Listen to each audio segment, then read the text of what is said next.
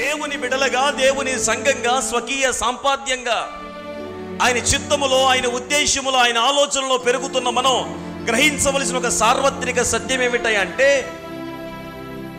యేసు స్వయాన దేవుని కుమారుడిగా, దేవునిగా సకల భోగములు, సకల ఐశ్వర్యములు, సకల ఆశీర్వాదాలు అనుభవించుచు దేవదూతల దగ్గర మహిమ కలిగిన కార్యములను పొందుకునుచున్న దేవుడే పరలోక భోగభాగ్యములను, సకల ఐశ్వర్యములను, ఘనతను, మహిమను విడిచిపెట్టి రిక్తునిగా ఈ లోకానికి దిగి వచ్చాడు. ఆయన విడిచిపెట్టాడు, ఆయన ఘనతను విడిచిపెట్టాడు, మహిమను విడిచిపెట్టాడు, దేవదూతలు కీర్తించుచున్న గొప్ప భాగ్యమును విడిచిపెట్టి మనుషులందరి కోసము రిక్తునిగా ఈ లోకానికి దిగి వచ్చాడు. ఆయన విడిచిపెట్టాడు. ఆయన మనం ఏదైనా ఒక ఘనమైన కార్యమును పూనుకుంటే, ఒక ఘనకార్యములను మనము చేతబట్టితే మనము కొన్ని వీటిని విడిచిపెట్టేటువంటి వారిగా ఉండాలని బైబిల్ మనకి స్పష్టంగా జ్ఞాపకం చేస్తుంది.